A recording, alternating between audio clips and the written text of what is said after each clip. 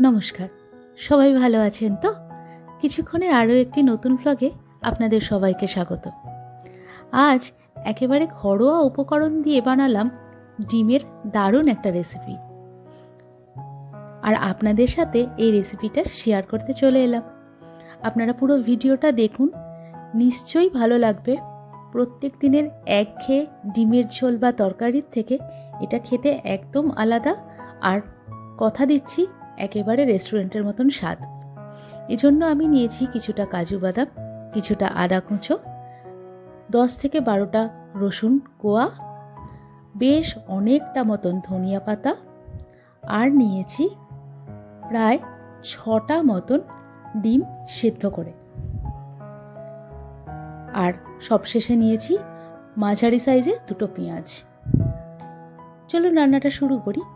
এবারে পেঁয়াজটা আমি কুচো করে কেটে নেব, তবে খুব ফাইন চপ নয়, একটু মোটা মোটা করেই কাটব।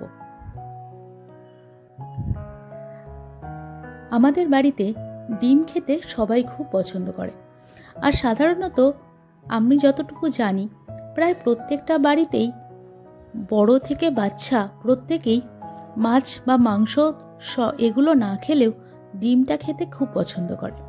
দেখুন, পেঁয়াজটা কিন্তু এরকম একটু মোটা মোটা করেই কাটলাম। তা সেই ডিমের যদি একটা রেসিপি একটু সুন্দর করে বানিয়ে দেওয়া যায়, তাতে আশা করি প্রত্যেক বাড়িতেই সমস্ত বাচ্চাদেরই বা বড়দের খুব ভালো লাগবে।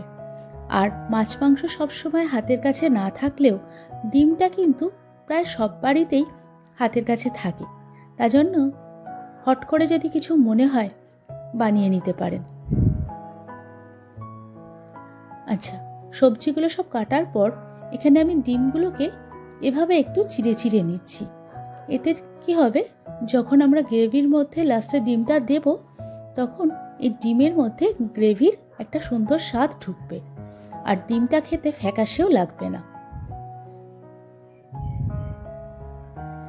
তখন যেটা বলছিলাম, তা বাড়িতে রাতের দিকে ধরুন ডিনারে একঘেয়ে তরকারি না খেয়ে এরকম একটা ডিমের রেসিপি যদি বানিয়ে নিতে পারেন, আমি কথা দিচ্ছি বাড়ির সকলে একদম চেটে পুটে ভাত বা তরকারি বা রুটি যাই হবে সেটা একদম খেয়ে নেবে। আচ্ছা, ডিমগুলো সব চিড়ে নিলাম। এবার ফাইনালি রান্নাটা বসানোর পালা। কড়াটা গরম করতে দিয়ে তাতে আমি বেশ খানিকটা তেল দিয়ে দিলাম, কারণ এই তেলটাতেই ডিমটাও ভাজা হবে আর মশলাগুলো কষা হবে। তেলটা একটু গরম হয়ে গেলে এর মধ্যে আমি পেঁয়াজগুলো দিয়ে দিলাম, আর পেঁয়াজটা একটু কিছুক্ষণ ভাজবো। একদম খুব ডিপ ফ্রাই কিন্তু পেঁয়াজটা এখানে হবে না। পেঁয়াজটা বেশ খানিকটা ভাজা ভাজা হয়ে এলে এর মধ্যে আমরা দিয়ে দেবো কুচিয়ে রাখা আদাগুলো।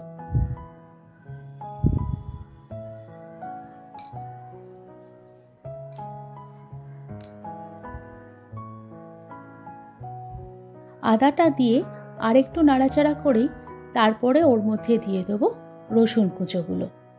এই আদা, রসুন আর পেঁয়াজ এই সব জিনিসটাই হালকা একটু ভেজে নেব, তবে বারবারই বলছি খুব ডিপ ফ্রাই কিন্তু এখানে আমরা করব না, কারণ এগুলো একটু হালকা ভাজা হয়ে গেলেই আমাদের একটা সুন্দর পেস্ট বানাতে হবে, যেটা কিনা আসল তরকারির স্বাদ তৈরি করবে। এই তরকারিটা বানানোর জন্য বা এই রেসিপিটা রেডি করবার জন্য যে যে মশলাগুলো আমি ইউজ করেছি, এগুলো কিন্তু আমাদের প্রত্যেকের বাড়িতে প্রায় সব সময়ই থাকে। আচ্ছা, এই অবস্থায় আমি কাজু বাদামটা দিয়ে দিলাম। কাজুটাও সামান্য একটু নাড়াচাড়া করে নেব। তো এই সমস্ত জিনিস আমাদের বাড়িতে প্রায় সব বাড়িতেই থাকে, তাই জন্য যদি মনে হয় আজ রাতেই আপনারা কিন্তু ট্রাই করতে পারেন।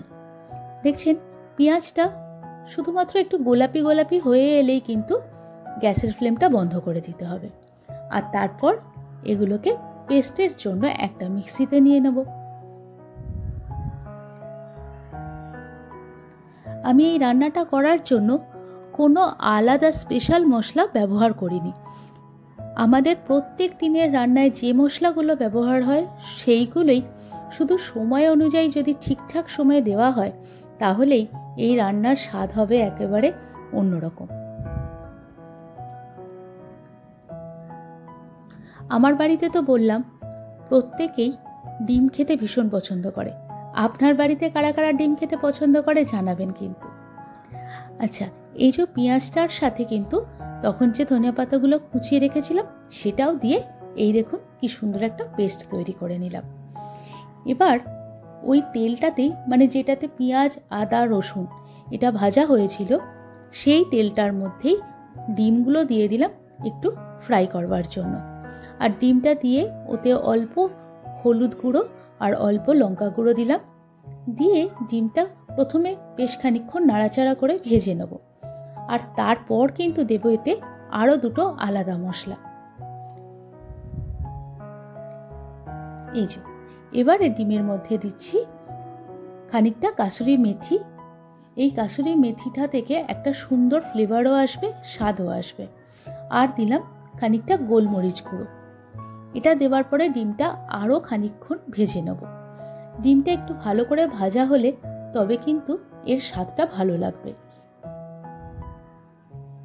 আপনারাও যখন বাড়িতে সিদ্ধ ডিম ভাজবেন তখন এরকম একটু চিড়ে দেবেন। এতে কি হবে বলুন তো, ডিমটা হঠাৎ করে ফেটে যাওয়ার চান্স থাকে না। তা না হলে ডিম ভাজা কিন্তু সত্যি আমাদের কাছে খুব একটা রিস্কের ব্যাপার, বিশেষ করে সিদ্ধ ডিম, কারণ এটা দুমদাম ফেটে যেতে পারে। আচ্ছা, এবারে ওই তেলটার মধ্যেই যে পেস্টটা আমরা বানিয়েছিলাম সেটা দিয়ে দিলাম। এটা দেখে প্রথমে হয়তো মনে হবে যে এই যে রেসিপিটা, এটার রঙটা সবজি টাইপের হচ্ছে, কিন্তু না, শেষের দিকে দেখবেন এর মধ্যে আমরা এমন এমন জিনিস দেব যাতে কিন্তু গ্রেভির রঙটা একদম সুন্দর লাল হয়ে উঠবে। এই পেস্টটা দেওয়ার পরে একদম কিন্তু থামা চলবে না, কন্টিনিউ খুন্তিটা চালাতেই হবে, কারণ তা না হলে নিচে লেগে যাবে আর কাজু বাদামের টেস্টটা একদম নষ্ট হয়ে যাবে।